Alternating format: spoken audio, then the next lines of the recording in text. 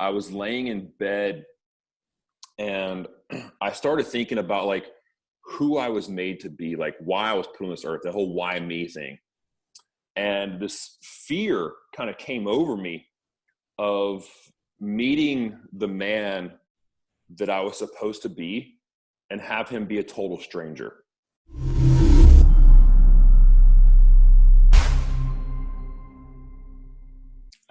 So as spontaneous as all these conversations to be, there is one bit I kind of do the same every time at the start, which is just have the assumption that maybe people watching or listening haven't heard of you or met you before, and just give them some context. Because I've actually known you for years now. Would I say It's been years? It's been 4 years. Shit, has it? Wow. It just flies, doesn't it? Yeah, it's been 4 years, man. Yeah, so I met you primarily as an author, we'll say this the fitness and health category, but I want to let you tell us a little bit about, let's start with the present, who you are today, what you're doing these days, what you're known for, and we'll kind of work backwards from there. Yeah, absolutely, man. So my job title is a human optimization expert. I deal in all things biohacking, human optimization. My background is really in physical health, but I realized quickly doing physical health that it was more about mental health. And that's what I love doing now. I love mental peak performance coaching, working with entrepreneurs, executives. I had a pro athlete in my office today. I love working with high performers and high achievers. They're here and they want to get here. But that being said, I still do like a mind, body, soul approach. Like you have to have all three, in my opinion, to progress in life. And I'm doing a lot of consulting right now in businesses, in schools and stuff like that, just on leadership and culture. So that's where I'm at. I'm still, doing my thing online, writing. Actually, I contacted a guy today about a project I'm working on. So just moving forward, trying to put out as much positive content as we can right now, especially with everything going on. Very cool. Yeah, I guess I met you. You were probably, well, your first book, Struggle is Real. Is that your first one? Struggle is Real. Mm-hmm. Yep. I remember that actually already there was a huge overlap between physical and mental with the concepts that you were bringing in there. What I loved about it was, I mean, it's all in the title, the idea of how difficult this is psychologically. Like, it's all good to say, go eat well and exercise, but why do people struggle to do it so much? It's because there's so much more under the surface. So let's rewind the clock a little bit before we start exploring your ideas. What brought you to the point? Well, put it this way: I know a little bit of your backstory, and I remember pictures of a much less fit guy. Oh yeah. Tell us a bit about your history, man. What's kind of been the crisis that led up to this work for you? Wow. So for me, I mean, it started when I literally came out the womb rolling, man. I was a fat baby, grew up fat my entire life. And I have no problem saying that, just because like I've come to terms with that's how I grew up. And it grew every year.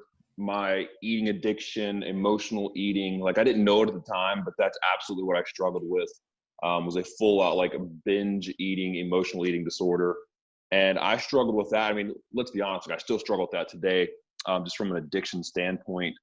But so I was overweight, borderline obese my entire life, ballooning up. So I played college American football. And my senior year of football, I was 305 pounds.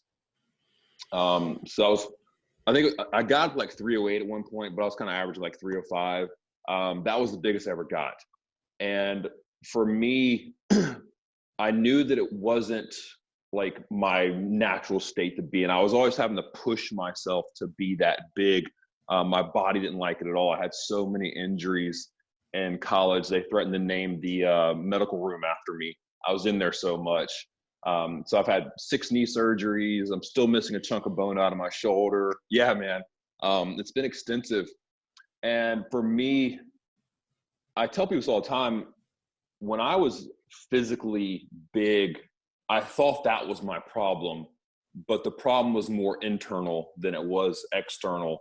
And I was always living according to what everybody else wanted me to be and never who I wanted to be on the inside because I was just growing up fat. Like, you're a natural people pleaser. You want to please everyone. You want to make friends because in your head, you're not going to do it on how you look. So you better do it with your personality and how nice you are to them. And that's how I grew up. So that's kind of what led me to being, the college football star, All-American, that whole, American dream thing. And then getting out of college, just kind of condense the story. Getting out of college, my body was I was sick and tired of being sick and tired, man, to be honest with you. The physical toll that my body took was nothing compared to the mental beating that I took when I was in college. I was struggling with depression, anxiety. I was binge drinking 3 or 4 nights a week. I was taking painkillers every day just to play football. I was doing all these things for the physical pain. And a lot of people who have had pain in their life, like physical pain, they know that when you live with that long enough, like, it just wears you down mentally and it will break you down. And that's where I got to, man. I was just sick and tired of being sick and tired. And of course, not being in the growth mindset on this personal growth journey that I'm on now, I was like, oh man, okay, well, let's lose the weight. That's always been your problem. Let's get rid of that. So I lost right at 105 pounds in a calendar year and didn't solve one issue I was dealing with. And people always, they correlate the two, like, weight loss equals happiness. Like, no, that's not the case. For me, I lost the weight in 2006. Fast forward, really 6 years later, I was living the quote unquote American dream. I had a career. I owned a business. I had a fiance. I had my own place. I was living what, is society success. And within a 3-month calendar time, my business partner stole everything from me, left me dead broke. Me and my fiance called it quits. We were just oil and vinegar, but of course, trying to please everyone around us instead of ourselves. And to top things off, Dan, my apartment that I was living in got broken into and everything on got stolen. All within a 3-month time period. So that for me was absolute rock bottom moment. I'm 20, I was 27 years old, moving back in with my parents just because I didn't have another choice. I didn't have a job. I didn't have income. I, of course, was depressed and I was dead broke. So I moved back in with my parents and went into a dark depression to the point where there was numerous nights where I was ready to be done.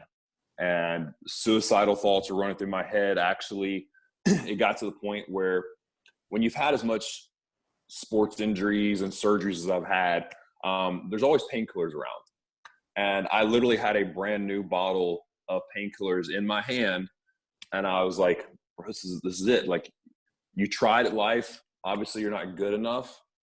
The pain has to stop. Like, you can't keep going on like this. So I could use down this bottle, man, and you're good.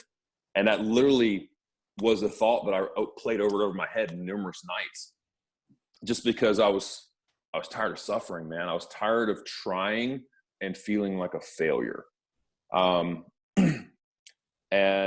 that low point for me was kind of that rock bottom moment to really say, okay, like, you've been a college football American, you have your master's in finance, like, you've done all these things. Why has your life come down to this, of you working 70, 80 hours a week in a job that you hate, and you come home, you watch TV, and you go to sleep, and you do that 6 days a week, and on the 7th day, you do nothing but sleep. Like, this is not life. This is not why you're put on this earth. This is not why you're here. And I started, like, that just kind of like turned a little light bulb moment in my head. And it was weird. Like there was actually a moment that it happened. I was laying in bed and I started thinking about like who I was made to be, like why I was put on this earth, the whole why me thing. And this fear kind of came over me of meeting the man that I was supposed to be and have him be a total stranger.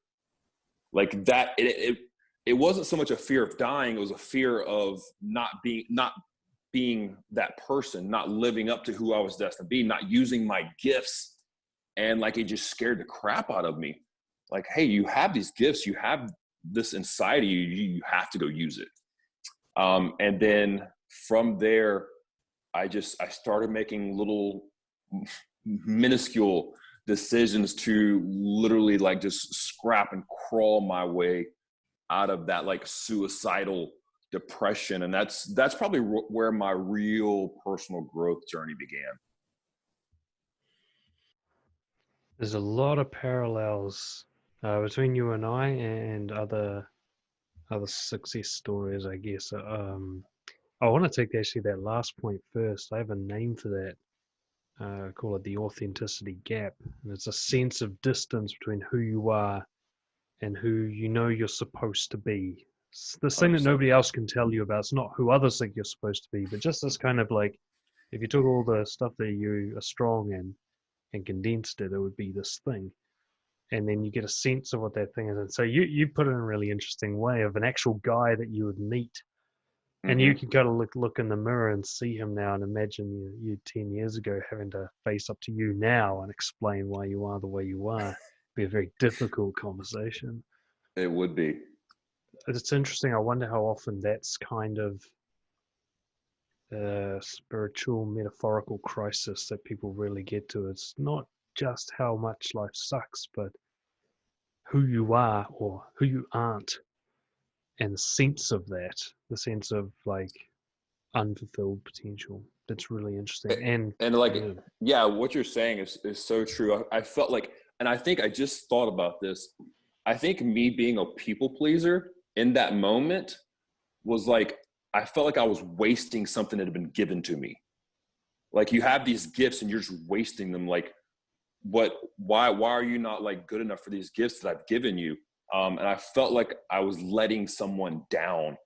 And it still was me people pleasing, and still me seeking like external validation at that point.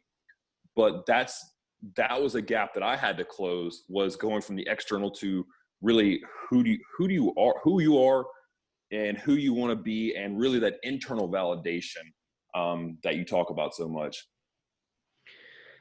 yeah, that's an interesting way of putting it. Isn't it funny? Like I can almost imagine the title of this being something like, "If you're fat, it might be a people pleaser problem." Um, for me, I only just thought about this now talking to you. I had some hang-ups about physical appearance. Like I've always been really pale, and for some reason my circle of friends getting a tan was a big deal, and that really sort of stuck with me a lot because it's not, I can't tan. Um, it seems like a minor thing, but when you're a kid and you choose something to focus on, it becomes a big deal. That's it. And I just, the thing I resonated with you the most was that idea like, okay, I'm not going to be able to use my looks to please people. I have to find something else to do it. I can't use sporting ability very much. I wasn't the master athlete, but I can be funny. I can be nice. There's these other ways I can do it. Um, you, I think, have condensed. There's a kind of beauty to people pleasing, which is when you turn it inwards and you try to please yourself, then you found the recipe essentially for what creates confidence. Is you go from trying to make other people happy or trying to impress other people, as I say, to impressing yourself. So it sounds like you finally hit the person you were disappointing the most, even though he was a metaphor of yourself and sort of an external thing, was actually the gateway for you to like shift that energy from outward to inward. Um, Now I want to get your opinion on something. You describe a lot of suffering, both mentally and physically. Uh, in your opinion, how important is suffering to success? Ooh, man, that's a deep one. Um, I think, when you look at the psychology of it, a lot of people don't make changes in their life until they experience some kind of suffering. Pain is an unbelievable motivator. And I do think it's like the other half of the motivation equation is the getting away from pain. So motivation is seeking pleasure, but also escaping pain. And I think that, with something like hedonic adaptation, how do you know how good things are until you know how bad things are? And having me and one of my business partners talk about this all the time, by going through suffering, you're almost like in a state of, I would say you're more likely to be in a state of gratitude because you've been through suffering. And, like Gary Vee talks about it having that immigrant mentality. I think that's kind of what he's saying there is once you know suffering, you know how good you really have it. So it helps put me in a state of gratitude. And one of the things that, I tell my clients, I even got on my mom about this last week. I was like, do you realize what you're complaining about right now? Like how many people would love to have that problem that you're complaining about right now? So I think it just gives you a different perspective on how you look at it. And as well as I do, perspective drives performance. Yeah, I think a lot of people won't understand just how significant those last 3 words you just said are. Perspective drives performance. Because as much as you're saying, you're talking about that, like you said, what you thought was physical was really mental. It's that same element as how you see things determines how much you're going to suffer, essentially, and then it creates it, right? So if I see myself as a loser and I overeat, I make myself more of a loser. I'm just like building that kind of thing. Oh, it's definitely a spiral. Oh yeah, definitely. So obviously, all you need to do now is look at you, get a sense of your energy. I've met you in person at least once, I think, and we've been online a couple of times. The guy you just described, that historical guy, does not line up with the guy you are now. It's almost hard to believe. So obviously you've figured something out. Let's dive into it. I know this is a huge question. We might have to just slowly unpack it. Okay. But what's the secret? What's the fundamentals to the difference between the guy you described and the guy that we're seeing now? Yeah, and kind of to tell you how dramatic that point is you just made, when people meet me now, they don't believe who I was. They don't believe I was the shy introvert, hide behind his mom's leg in the mall fat kid. And that's still kind of intrinsically who I'm naturally, I am at times. I still love my cave time. I still love my alone time. This whole quarantine thing is not really bothering me too bad. But to answer your question, it goes back to your ability to control free will and your self-worth. And for me, growing up trying to please everyone and always living up to everyone else's expectations of me, not my own, I didn't have any free will in my life. I only lived according to what I thought everybody else wanted me to be. So free will, just throw that out the picture, because it was not me making decisions, it was everyone else making my decisions. So I had to kind of make that paradigm shift to saying, okay, I do have free will. I am in charge of my life. And it takes a certain amount of personal accountability to realize I am where I'm at because of me. But I think the number one sticking point and the reason people never take that leap is they don't believe they can. They don't have the confidence. So what I had to do was I had to kind of start habit stacking to build confidence. So the first thing I did, the first promise I made to myself when I was, near suicidal was, you've got to stop this. Like you've got to course correct. And we don't know what we're doing, but let's do this.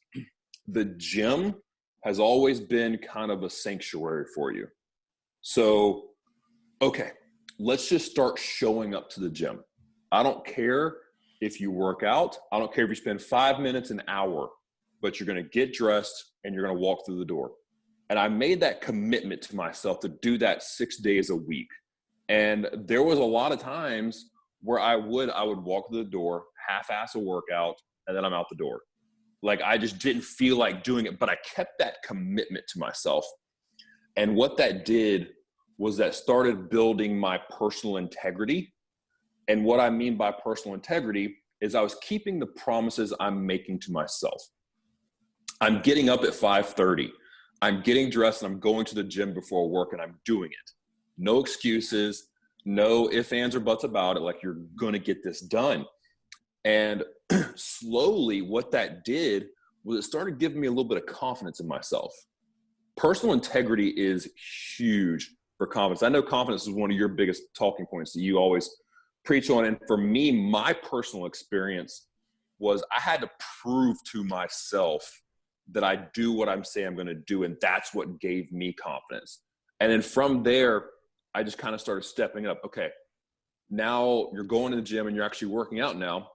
Now let's start eating a little healthier, because my diet was crap at the time. Now let's start eating a little healthier.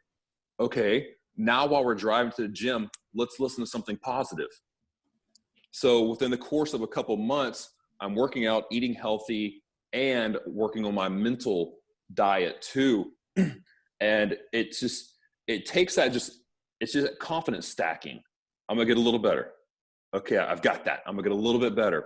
And it's keeping those promises you make to yourself that are so hard. I mean, you'll keep the promise you make to your girlfriend, your best friend, but you won't keep the promises you make to yourself. And I think that's where a lot of times our confidence really gets shot, is we make these promises and we know we're not going to fulfill them. So of course we're going to start doubting ourselves and having a lower self-worth and not believing in our own ability. So that's what it took for me, man. It just took for me just keeping those promises I started making myself. And I started out so freaking small, just on your way to work, stop by the gym. That's all you got to do. You've actually, there's so much in there of concepts that I see time and time again in the people who have got their life under control. There's like what people call the 1% rule, just these tiny little upgrades. Kaizen. Yes. Yeah, Kaizen, exactly. But what I want to focus on is the point you're making about broken promises. Mm-hmm. I learned something. I work with a lot of people with panic disorders and stuff. And one of the things that blows my mind is that your brain, in its search for what is true, what is evidence, it actually looks at your own behavior and measures that as a form of evidence. What you do tells your brain what's real. So if you run away from something, your brain goes, that thing must be dangerous, whether or not it's actually dangerous.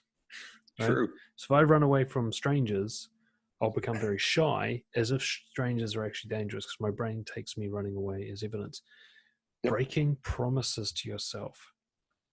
I think the great way you put it, like, you keep the promise to the girlfriend or the friends, but break the promise to yourself. Straight away, there's a hierarchy being formed. I'm less important than others. I'm less worthwhile.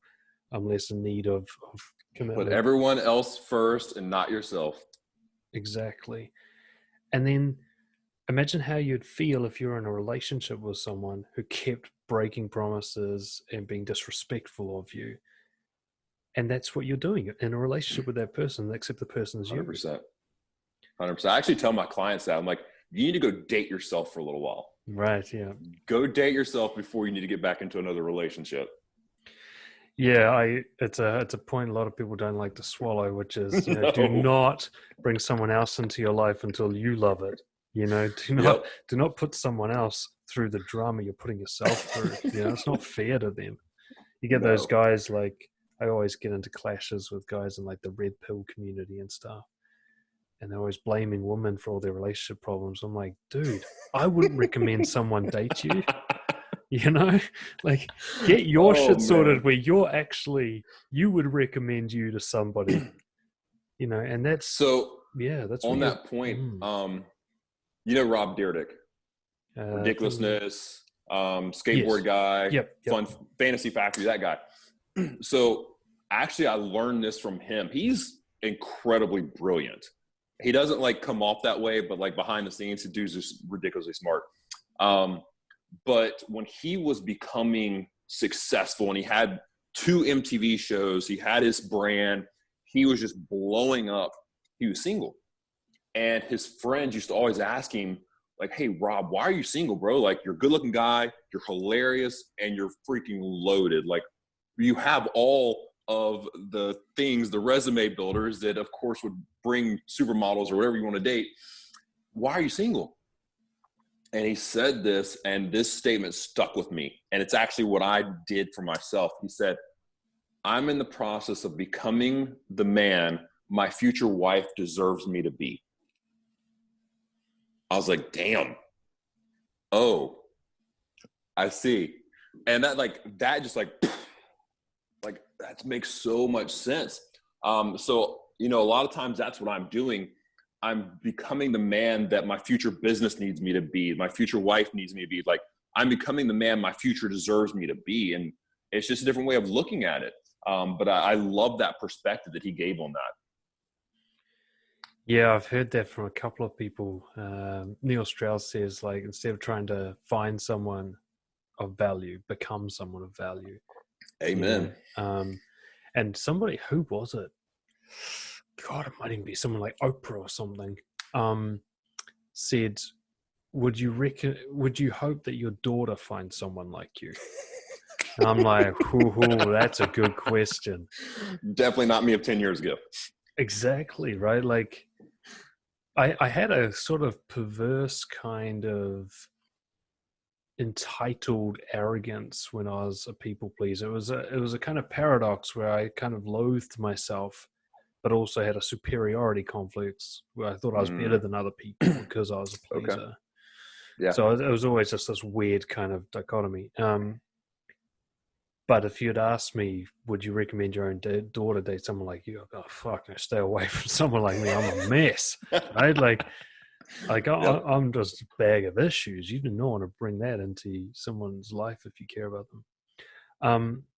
So that's interesting. I want to really hone in that first point. If someone is breaking commitments to themselves, they, every time they pass up on a healthy meal or they don't go to the gym like they promised, it seems like nothing on paper, but it's actually a huge act of disrespect. Huge. Mm-hmm.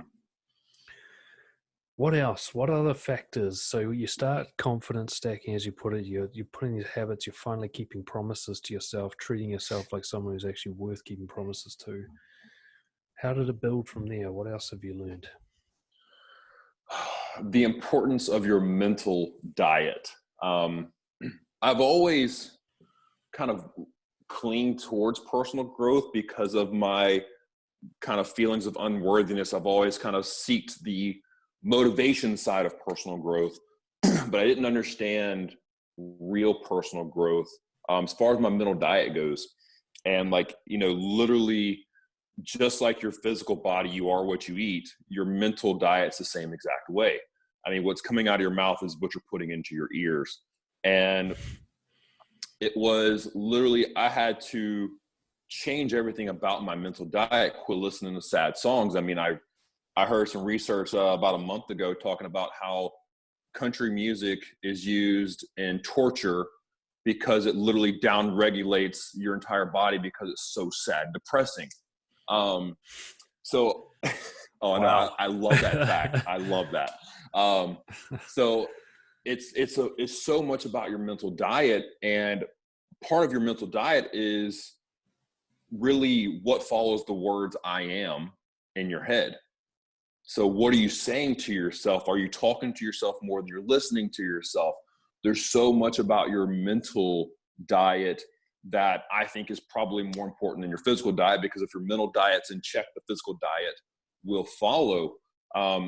So I started listening to things, and part of my mental diet was I had to really gain self-awareness. So I don't know if I ever told you a story, but when I first sat down to write The Struggle Is Real,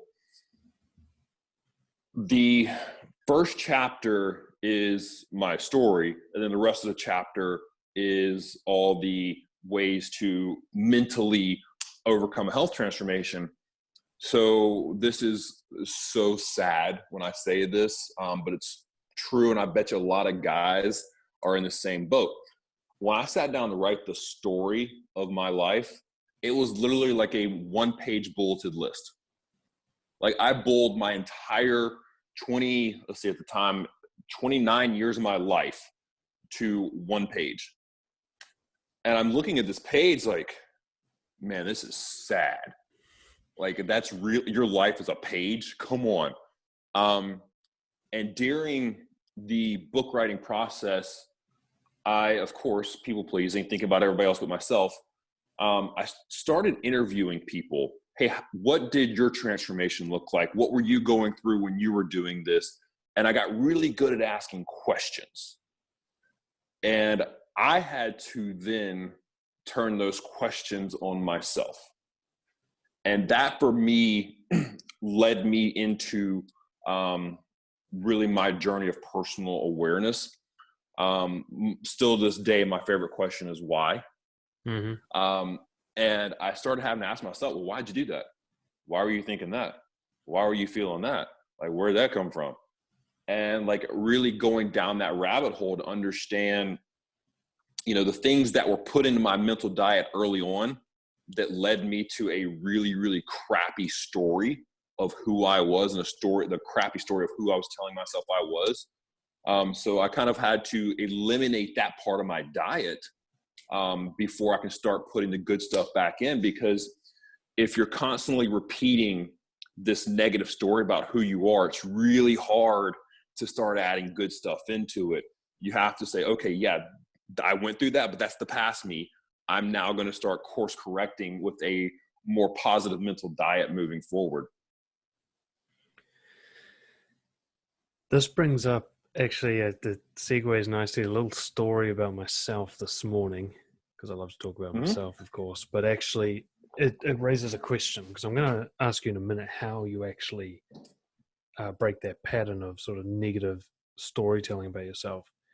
I noticed myself doing something this morning. So if you want to catch me at a bad time, catch me right at the start of the day before I've done my morning routine, and give me some bad news when I'm half asleep. Like that's where you'll get the worst out of me, right? So that happened this morning.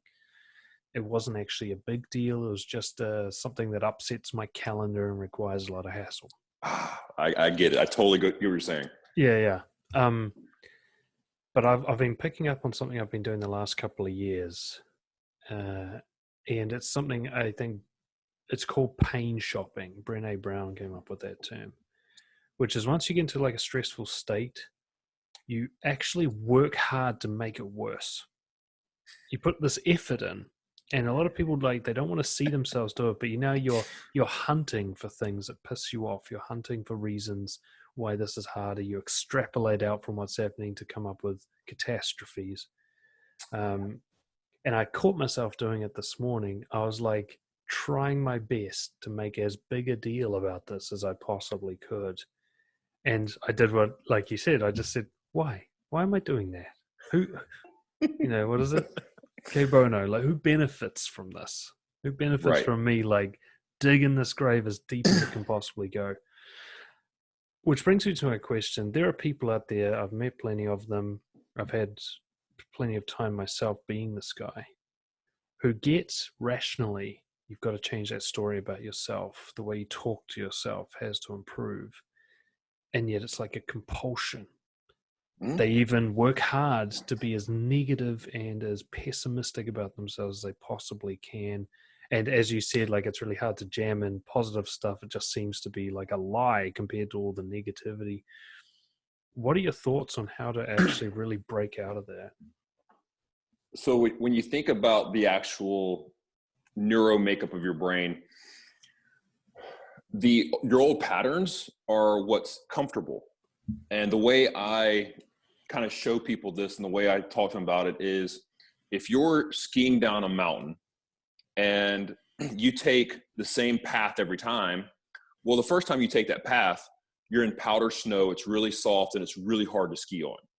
But the more time you ski down that same path, the more that snow's going to compact down and you're going to fly down like greased lightning. So that becomes very natural. And your brain's primary job is to conserve energy. So it wants to go down those natural paths. That's why our old negative stories are so hard to break, because your brain literally, from a physical level, wants to conserve energy and go back to its comfort zone. So when you try to get off of that hard path and go back in the fresh powder snow, the brain doesn't like it, because now I'm having to work hard again. I want to go back to that easy path. You know, walking down the beach is the same way. It's so much easier to walk in hard, compacted sand than it is powder sand. But we have to keep pushing the brain, say, no, I need to go down this path. No, we're going down this path. And actually, because of everything that's going on in the world right now, I just finished doing a 7-day mental cleanse online with people. And step number one, of course, is I think a lot of people, for myself included, we struggle with awareness when we start going down that spiral. We don't catch ourselves in the early point of it. We wait until 2 days later and we wake up and like, God, that was terrible. I had a client one time, she would get in these negative headspaces so bad, and she was an emotional eater, that only once she had binged on food did she snap out of it and realize how bad things were. Like, she didn't even know what she was doing until it was done. So step one is, of course, awareness. Step two is you've got to find a way to get the carb like back to neutral. You know, I think about it like this: a negative story is a carb being in reverse. You can't just go from reverse to forward. You're going to throw out the damn transmission. You've got to come back to neutral, back to center, before you can start moving forward. And my favorite ways to come back to center is, of course, step number one, awareness. You can't solve a problem until you first admit you have a problem. So let's actually call it out and be aware of it. And then my next step after I do that is I immediately grab control of my breath. You know, for me, breath is huge as far as changing my physiological state. Because when I get in that negative mindset, of course, my heart starts racing, my parasympathetic goes fight or flight, and I'm just freaking out. So I consciously go to box breathing, slow down my breath, and then I get back to gratitude as fast as possible. And I almost have to, I'm not going to say force, but kind of force the gratitude in there. Because let's be honest, when you're pissed off, the last thing you want to do is be full of gratitude. Like, you don't want to hear anything happy, positive when you're pissed off the world. That's just not natural. So it's awareness. It's getting back to center through breath and gratitude for me. And then one of the biggest things I do is, and for myself, what I had to do is I had to start separating fact from fiction. Okay, is this just a bullshit story you're telling yourself, or is this actual truth and reality? And then from there, I have a very simple thought, an anchor thought that I use is, what's the smallest thing I can do right now to improve my situation? That little thought right there, that one line, has helped me out of so much crap in my life. Like, when I get really stressed out, I'm like, okay, what's the smallest thing I can do right now to help myself? If it's making a phone call, if it's going for 5 minutes, going listening to a song, like whatever it is, what's the smallest thing I can do right now to course correct this ship? I gotta say, that is exactly what I did this morning, basically. But I mean, I won't say I did it flawlessly, but there were like, oh, so I'll take you through what I did, and you can see those key elements that you described coming up. So the very first thing was, like, I sort of jumped up and went to go and solve this problem. And Yes. that's not the same as what's the little thing I can do to course correct. This is the raging, dig the hole, show everybody how bad this is and how hard you have to work at it and so on. But I have something kind of arranged with my wife. She knows when I'm getting like this, and I've asked her to like hold me to account and be like my warning signal. And she just says you're getting stressed, which always makes me more stressed, but More it's part of stressed. Yep. it's the thing I've asked her to do, because if she says it, it's true, you know? Mm-hmm. So what I did is I just slowed right down, and this is where you might call the breathing. I did meditation. I had a cold shower, and then we went for a walk, which was all the opposite of what I wanted to do. I wanted to urgently solve the problem. Instead, I'm like taking my time and chilling, and it's a Right. kind of resistance. But it was the neutralizing. I was like, I'm fucking hoofing along in reverse here. Like, I just got to get this car to stop first before I go anywhere, because I know where this is going. Yeah. And as we went for a walk, there was what you call gratitude combined with what you were talking about, finding fact from fiction. I did a kind of simultaneous thing, which was, how bad is this really? Right. And the answer was, fucking not at all, really. Like, I've handled far worse than this, and no one's dying. We're gonna be okay. Unless something extra, like a comet hitting my house, happens, this is just going to be a blip in my memory one day. It's going to be nothing.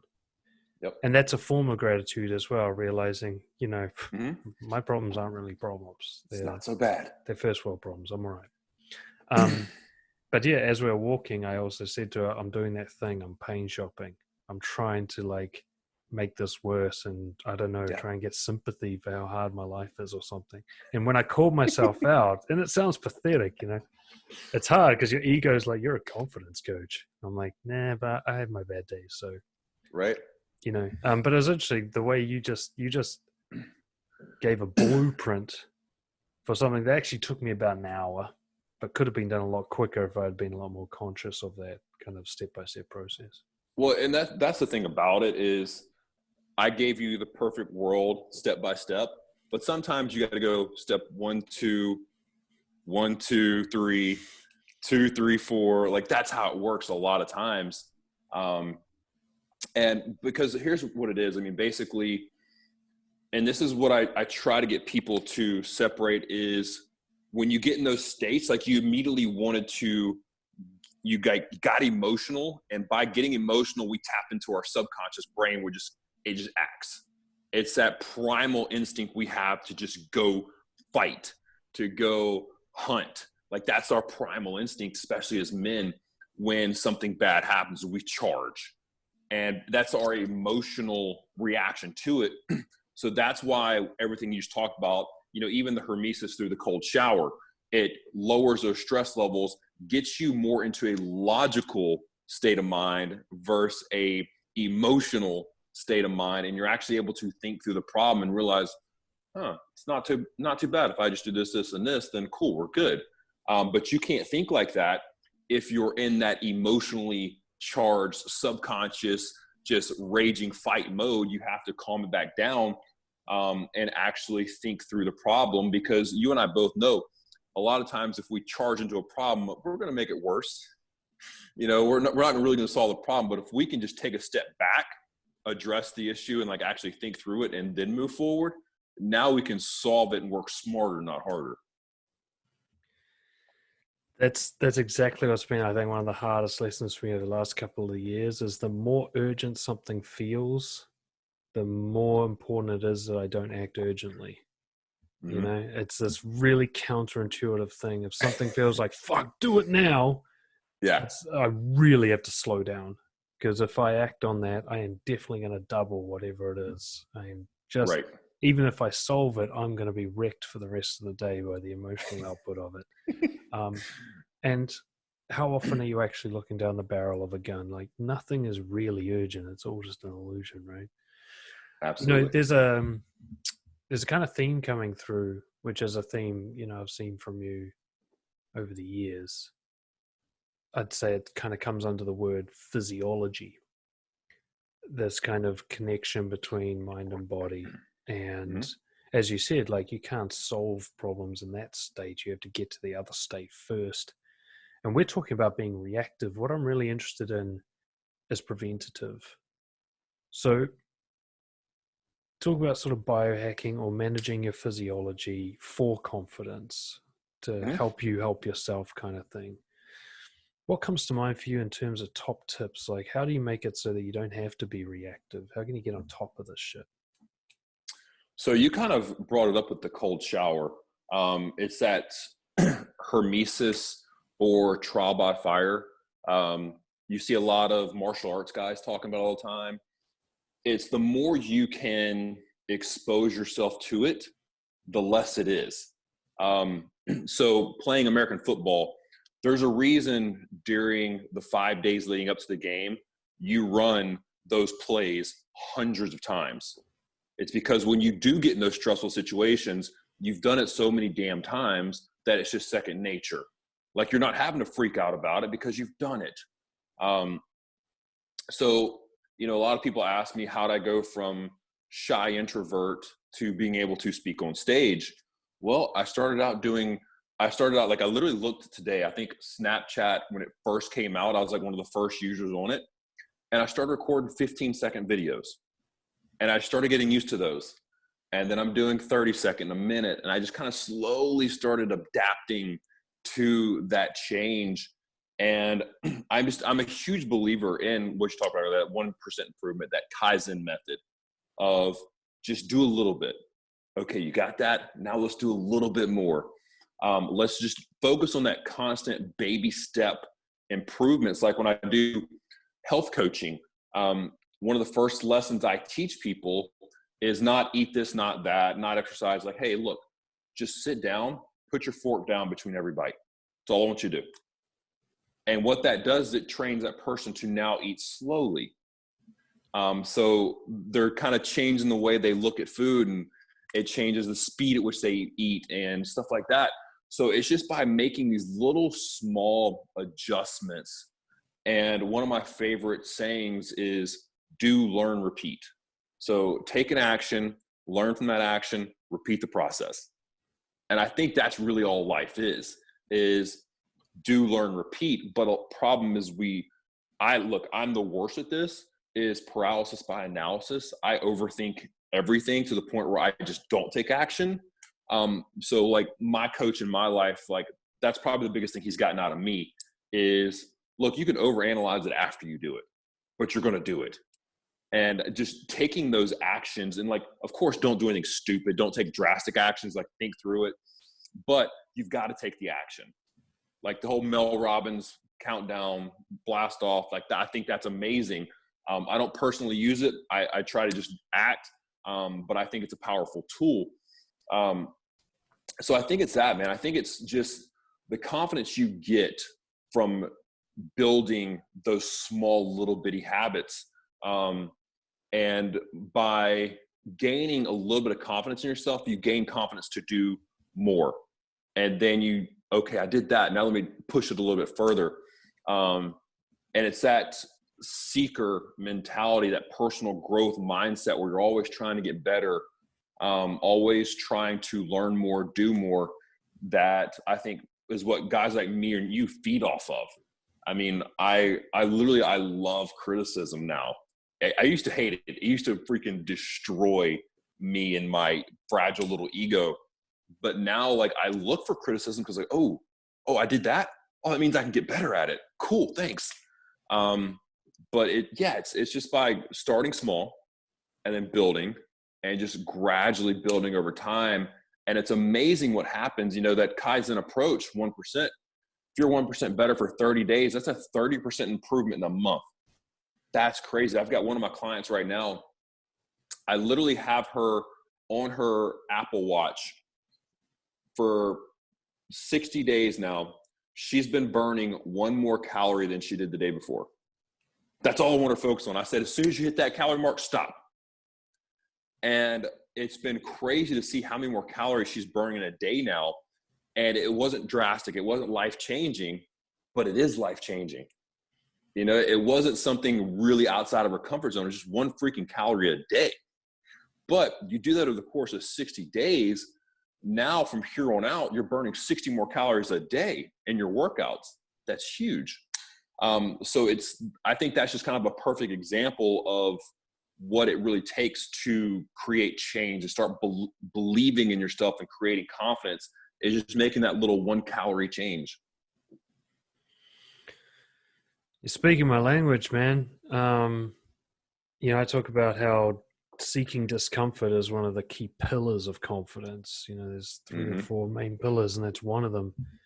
And yeah, it's 1% discomfort. It doesn't have to be a huge amount. It Right. just means Yeah. you hit that line that you get up to usually, and you just cross the line. That's it. You don't have to become the next Arnie or whatever. You just this extra thing. Like I'm learning how to do handstands at the moment, Okay. and I'm learning slowly. I'll put it that way. I Yeah. was, exhausted by the training when I first got started. Now it's like technique. Yep. But every time I go to train, I'm just like, I get to the point where I want to stop and I'm comfortable. And I go, well, what's one more thing that I'm a little bit like about doing? And that's it. That's it. It doesn't have to go well. I don't have to, whatever. It could be holding a headstand for 5 more seconds and I feel like holding. It doesn't matter because I know it all adds up. There's like a compound interest. I think the 100%. calorie thing was a great way of measuring it. Anything quantifiable is great because she's not actually going up 1 calorie a day. By day 2, she's now up 2 calories. Then she's up 3 per day. Per And now day. she's doing 60 extra per day. So it's Right. 123, whatever. It just goes up and goes up. To her, it just feels like one little extra bit a day. That's all it feels Yeah. like. That's all it's needed. Exactly. Right. Right. That's what I love is, people talk about confidence as some esoteric, philosophical thing, Mm-hmm. but you really approach it quite practically. It's about managing your behavior, and then the mindset will actually follow that. And this is a key point you brought up as well. You don't think about the thing before you do it. You think about it after. You're allowed to overthink about it as long as you've got something measurable to overthink about. You can't overthink about the fantasy of doing it because that's Right. just a nightmare, right? That's little switch. Do first. I say make a mess and then clean it up. Mm-hmm. So just that little thing, that switch in priority, life changing. Right. It is. And that's the thing. Everything you talked about, somebody could easily listen to you and just write down this list of just these little principles. You've got the Kaizen principle. You've got the discomfort principle. You've got just these little experiments, these commitments to yourself that you keep, and so on. All of that's like a recipe. If you follow it, you can't not get more confident. You don't even have a choice, really. That's what I love about that. Awesome stuff, man. And moving on to kind of your work,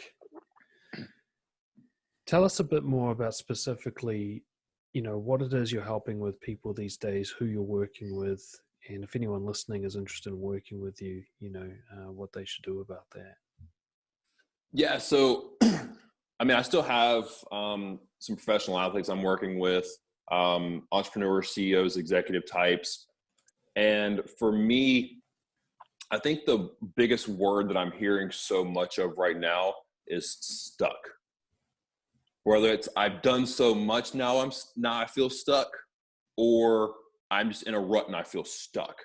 Like I'm hearing that so much, and it's almost becoming like I laugh about it when I hear it now because I'm hearing it so much, and it might just be my reticular activation system activated and seeking it out. But I do feel like a lot of people in their head, they think they're stuck and they don't know how to, like we talked about earlier, close that gap between where they're at and where they want to be. And so what I do with people is I'm completely obsessed with the hero's journey. Hero of Thousand Faces, Joseph Campbell. That's actually like what I teach on stage. And I'm obsessed with that because I believe there's so much power in taking control and writing your own story. Like actually thinking that way and consciously being aware of, hold on, I'm writing my movie right now. Like I'm picking my supporting cast. I'm picking my scene. I'm picking my film score. I'm picking everything about them. I'm picking the dialogue. Like I'm literally building this movie of my life. And I think what it does is it gives people their power back, because so many times people feel stuck for a couple of reasons. One, they don't have clarity a lot of times of where they want to go. But a lot of times people feel stuck because they don't believe in themselves enough. They don't believe they have the power to get to that next level. They don't believe they have the ability, the worth, whatever it is, whatever excuse they're giving themselves.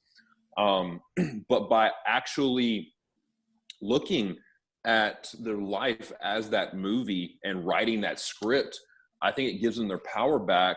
I'm a huge fan of reverse engineering goals, of saying, okay, this is where you want to be. Well, let's back that down to today. What's the smallest thing we can do today to get you to that goal? And I think my biggest pet peeve, the clients that I've fired the most, would be the people who want it but aren't willing to work for it.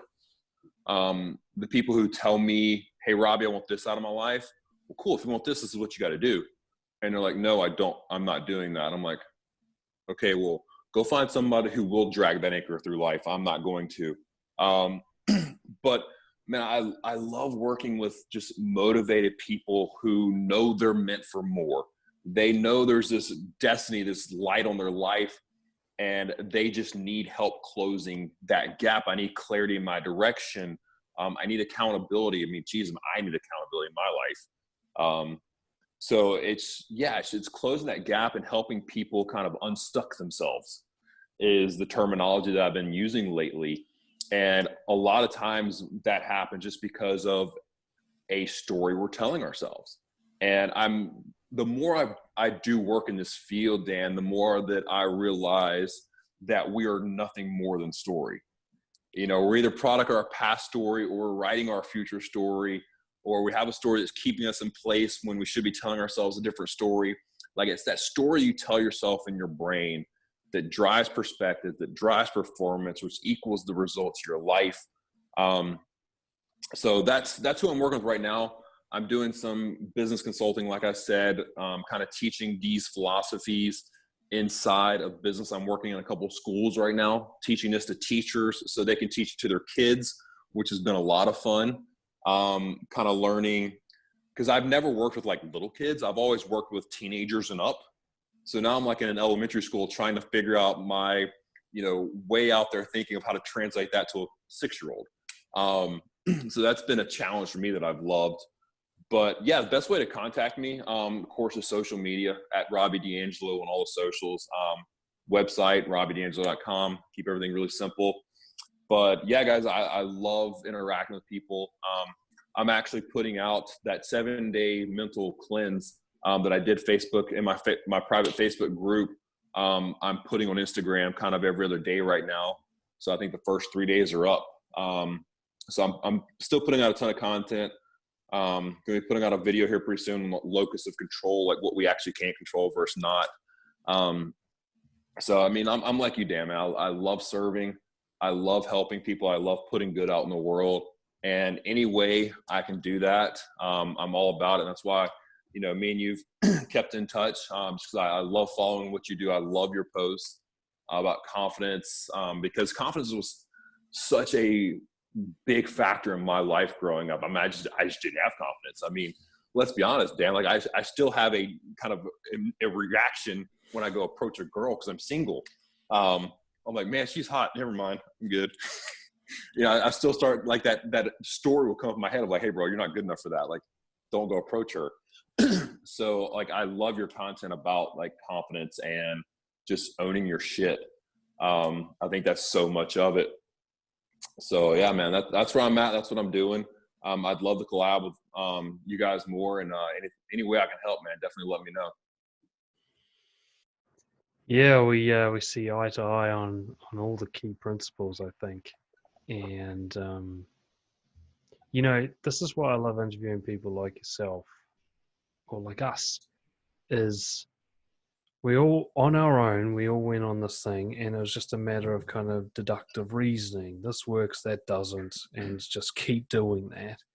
And we've all ended up coming to the same conclusions about these basic principles, Right. Nobody's doing it in a weird way that doesn't make sense to me. Everybody's doing it this way. The things we talked about today, and of course, even getting to the point where once you kind of figure it out, you're like, I've got to share this. Like, I found the thing And it's like a universal truth I've found. I haven't made something up. I've discovered No, it, and I want other absolutely people not. to know about it because they're suffering. And it just kind of validates in my mind that for all of us to be on our separate journeys, not know each other or anything, and then come together and go, oh, yeah, that's what I did too. Yeah, that's what I did too. Yeah, that's what I think. It tells me we've discovered something that's underlying, something that's true already and just needs to be found. It's not something we're making up. And yeah, what I love in particular about you, I mean, there's something about the physicality of someone losing weight. You can't, to lose it and keep it off, you can't That's the fake hard part. that. You know, you That's have the to, hard part. yeah, you have to have your principles right to be able to maintain. You know, yeah, you can go get like a gastric band, or you can just go on a binge like crazy diet and drop weight. But if you don't have the psychology sorted, you'll be back because the So problem isn't fixed. I was contracted out by a bariatric surgery center. I would have to go talk to their patients because they're all gaining their weight back. Mm. And I tell people all the time, the physical weight loss was cool, but I didn't change my life because I went on the mental weight loss. Like that's really where things changed. And you're right. I coach, so many people ask me all the time, like, how do you lose the weight? I'm like, well, you got to change your mind first. You've got to actually make the mental weight loss happen first before the physical will follow. Absolutely. But that's, for me, that's your kind of, it's your indisputable fact. You must have figured something out. It's, you can see it literally. It's almost something like, I carried a little bit of extra weight, and there's certain things like you can't see as much with what I've changed unless you watch my behavior over a long period of time, perhaps. But yeah, I absolutely endorse anybody listening to this to check you out. I consider you to be the real deal, and I would have no problem recommending you to people. As you say, to get unstuck, because unstuck it's about a story. There's a story that you're stuck. Absolutely. Yeah, I agree with you as well. I was about to say, the more I study, especially studying philosophy, Stoicism, Taoism, the more I realize that we're just stories, we're just narratives, and those narratives are absolutely being written, which means you can write whatever you like. 100%, you can write a better one. You just have to first admit that that's the cause of everything. All your pain is your story that you wrote.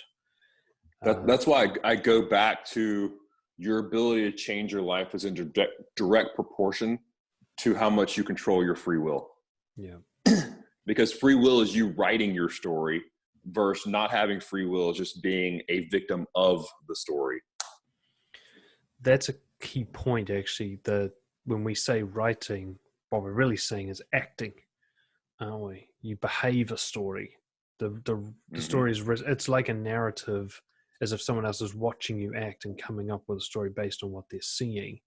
So if they see you treat yourself like crap, then the story is, I'm a loser. It must be. Look at their behavior, right? But if you see you holding commitments to yourself, working on pushing yourself a little bit every day, even if nobody else is impressed, that's the story of someone who's actually, they're doing the work. It's a story of someone who's going somewhere. The progress is measurable and so on. Proactive versus reactive. Yeah, the story's nonfiction. You can't fake the story. No. This is one of the final points I want to validate. In some schools of thought, self-acceptance is just this thing that you're supposed to arrive at no matter what you do. You're just supposed to love yourself as you are. And that's always rubbed me the wrong way. I'm like, no, you have to earn it. You can't fake, you can't tell yourself, I'm good enough the way I am, when you know it's not true. When you know that this isn't about even a comparison to other people, other people's judgments. By your own standards, you are letting yourself down. You're breaching your own values. You're not holding yourself to account to a code of honor that you know exists. So if you're not living by that, if you're not writing the story as best you can, and of course you have to work out that limit, Yep. then no, you don't deserve to accept yourself. Why would you? You wouldn't tolerate that from somebody else. Someone else treated you like shit. You wouldn't be like, no, that's the best I expect from you. Like, Yeah. no, you're That's, better than that. I have a hard time. One of the biggest things that internally I have a hard time with is, and I'll probably step on some toes here, but it's okay. People who are like obese and they say like, I really love the way I look. I have a hard time with that. Just because like, I guess I've been there, and no matter how much I try to tell myself I'm okay, I never was. And I think that a lot of times I do believe like you have to be proud of who you are and where you are, but never satisfied. And you can be proud of the things you're doing. And when I say proud, I don't mean just accepting life the way it is. Proud as in like I'm working. I may not have the result I want, but I'm working on it. That's what I mean by proud. Proud is not something you get when you're born. Like that's just not how it works. Proud is something you earn, like you said. Um, when I tell people all the time, like the way I judge my day is not in any other metrics, but when I lay my head on my pillow every night, how freaking exhausted I am. Did I give today my freaking all? Like right now for me, it's 11 p.m. I've been up since 6 a.m. working.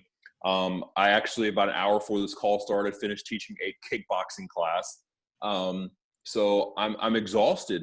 So I know like tonight when I go to sleep, I'm going to be good. Like I'm going to sleep like a freaking baby.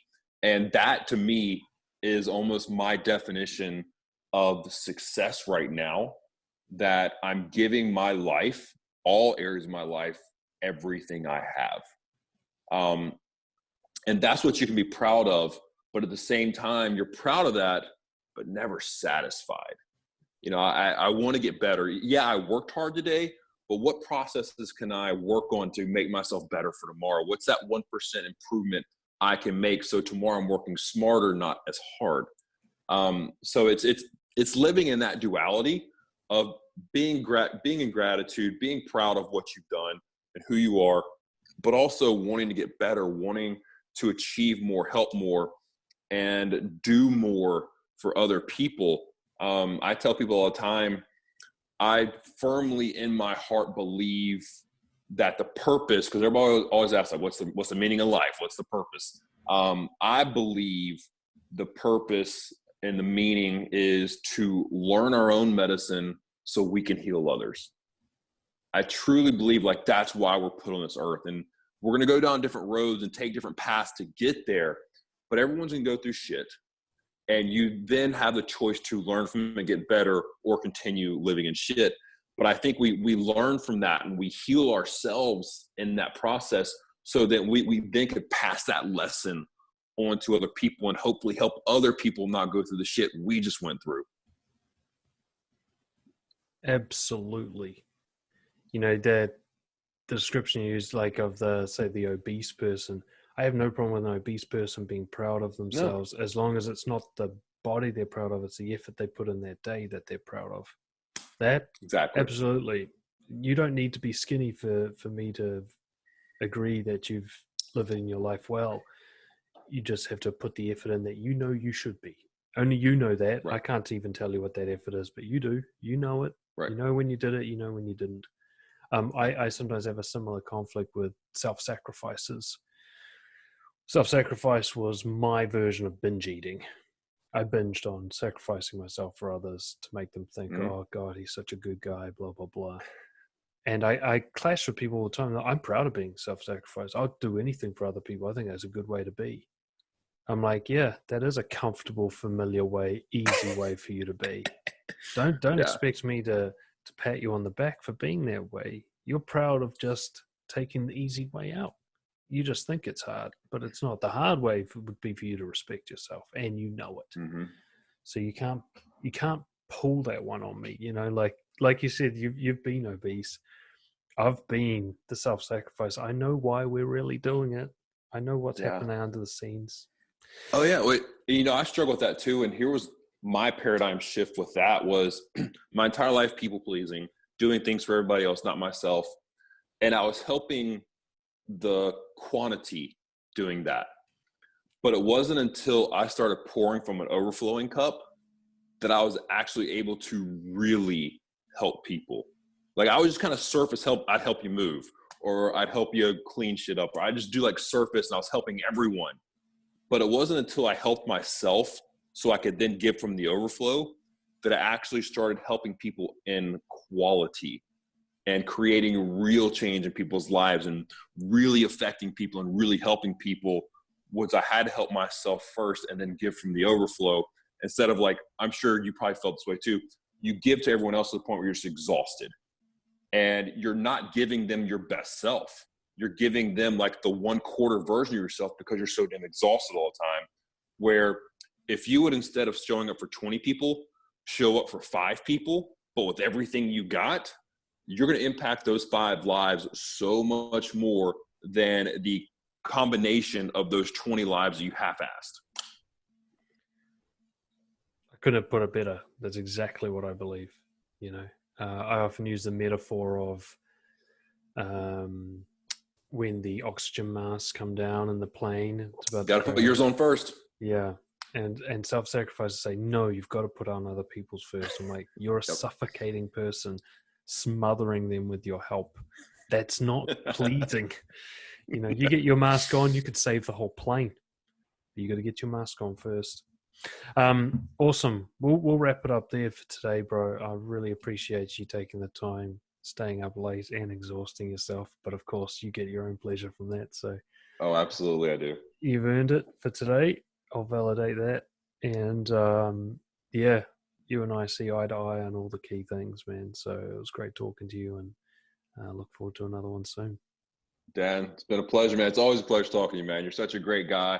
I love your content. I'm gonna keep watching it, keep enjoying it. It's helped me, giving me some different perspectives on things. So keep doing what you do, man. You're a rock star, and I enjoy it. Right back at you, Brian.